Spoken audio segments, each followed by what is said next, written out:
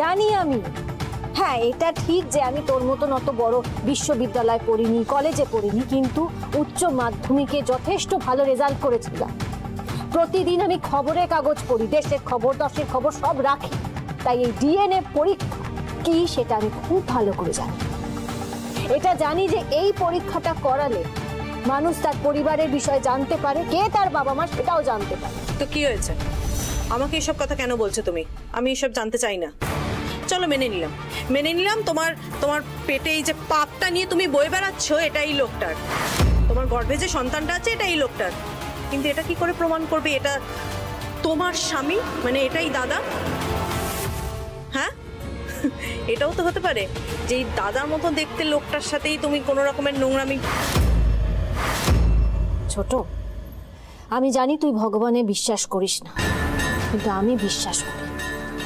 আমি জানি আজ আমার জগন্নাথ দেবের আশীর্বাদে আমি আমার অগ্নিদেবকে ফিরে পেয়েছি। সে আমার সামনে দাঁড়িয়ে আছে। আমি তোকে বলছি, এই জগন্নাথ দেবের আশীর্বাদে ও একদিন ও স্মৃতি ফিরে পাবে। আমি ওকে মনের ডাক্তারের কাছে নিয়ে যাব, ও সুস্থ হয়ে উঠবে। আর একটা কথা ছোট, ভবিষ্যতে আমার চরিত্র নিয়ে যদি কোনো রকম প্রশ্ন তুই করেছিস, আমি কিন্তু তোকে ছাড়ব না। মনে আছে ছোট, তুই একদিন বলেছিস তুই প্রমাণ করে দিবি যে আমার জন্য আমার অগ্নিদেব মারা গেছে, বলেছিলিস তো? কি প্রমাণ করতে পারি? তোর চোখের সামনে তো মানুষটা দাঁড়িয়ে আছে, তাই জল জ্যান্ত অগ্নিদেব দাঁড়িয়ে আছে, প্রমাণ করতে পারলি? সেরকম ভাবে এটাও প্রমাণ হয়ে যাবে যে আমার গর্ভে যে সন্তান বড় হচ্ছে সে আমার স্বামী অগ্নিদেবের সন্তান। আমি আবারও বলছি ছোট, সবাইকে বলছি, ভবিষ্যতে আমার চরিত্র নিয়ে, আমার সন্তানকে নিয়ে, আমার অগ্নিদেবকে নিয়ে যদি কেউ একটাও প্রশ্ন করে, আমি তাকে ছেড়ে কথা বলবো না।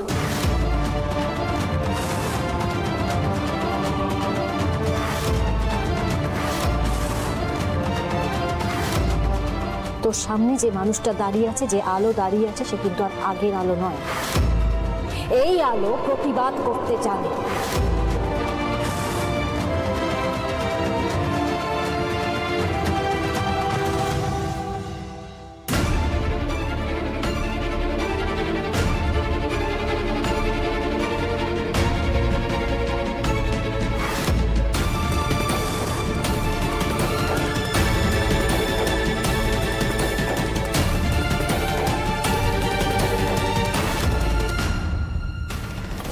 অগ্নিদেব একটা ডায়েরিতে ডাক্তারের নাম, নম্বর সমস্ত কিছু লিখে রাখতো। ডায়েরিটা কোথায় থাকে? ঘরে থাকা উচিত। আর তারপর দেখি এখানে থাকা উচিত।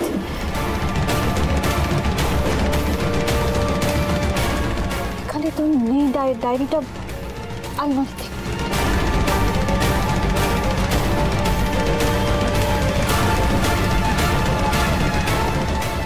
এখানে তো নেই।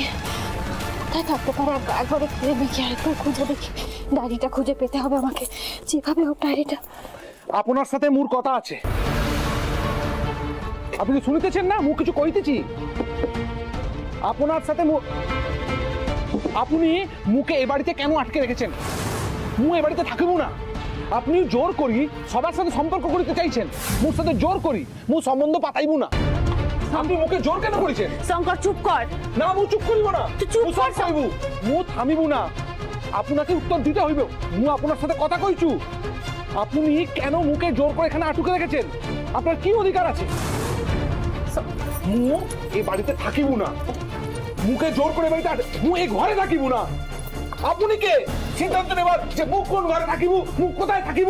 আপনি কেন আমাকে বিরক্ত করিতেছেন? আমি এই বাড়িতে থাকিব না। কি চাও তুমি? কি চাইছো? এখান থেকে চলে যেতে চাইছো, তাই তো? যাও, চলে যাও এখান থেকে। একবার তো আমাকে অন্ধকারে রেখে চলে গেছিলে, কাউকে কিছু না বলে আমাকে একা ফেলে রেখে চলে গেছিলে।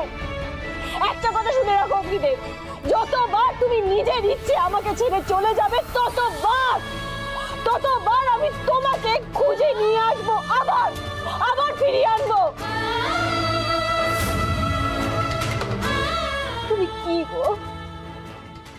তুমি কি এতটা স্বার্থপর কেন? বাড়ির এতগুলো মানুষ, আমি, বাবা, মা, সবাই, বাড়ির প্রত্যেকটা মানুষ চেষ্টা করছে তোমার স্মৃতি ফিরিয়ে আনা, তোমাকে বারবার বোঝানো যে তুমি এই বাড়ির ছেলে। তোমার নিজের একবার মনে হচ্ছে না এই বাড়ির সবকটা মানুষ কেন কেন তোমাকে বারবার বোঝানোর চেষ্টা করছে যে তুমি এই বাড়ির ছেলে? একবারও মাথায় আসেনি তোমার? তুমি তো বললে এই রঙ্গনি তোমাকে সমুদ্রের ধার থেকে পেয়েছে, খুঁজে পেয়েছে, তোমার প্রাণ বাঁচিয়েছে।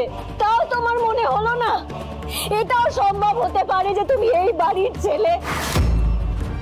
একবারের জন্য তোমার মনে হচ্ছে না আমার কথাটা শুনি এই মানুষটা যে যে সামনে দাঁড়িয়ে আছে এতবার বোঝানোর চেষ্টা করছে, এই কথাটা একটু বিশ্বাস করি একবারের জন্য মনে হচ্ছে না এতটা স্বার্থপর তুমি?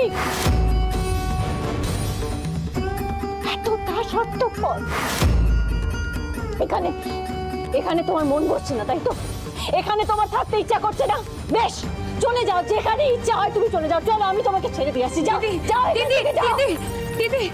দিদি আপনি কি করছেন? দিদি আপনি কি করছেন? আপনি মা হতে চলেছেন, অন্তত তার কথা ভেবে আপনি শান্ত হন। দিদি শান্ত হন। আরে এই শঙ্কর, মু তোকে তখন থেকে কইছি তুই চুপ কর, তুই কাল কি মোর কথা শুনছিস না? তুই কি মোর কথা এখন শুনবি না? দিদি কিছু মনে করবে না, মু শঙ্করকে থাক রঙ্গি, তোমাকে আর কিচ্ছু বলতে হবে না, কিচ্ছু বোঝাতে হবে না। আমি খুব ভালো করে বুঝে গেছি, জানো তো, এই লড়াইটা এটা আমার একার লড়াই। আমার আশেপাশে কেউ থাকবে না, কেউ না।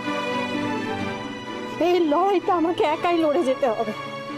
আর আমি জানি এই লড়াইতে আমি জিতবই, আমি খুব ভালো করে জানি।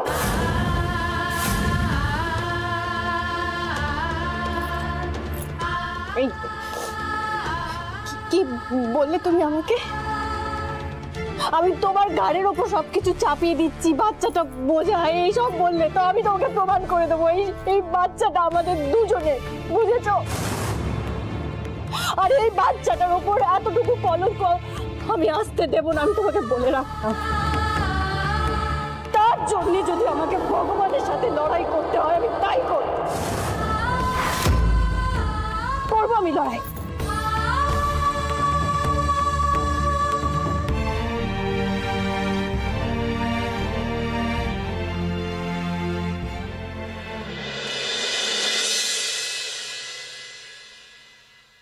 মোর ভালো লাগছে না।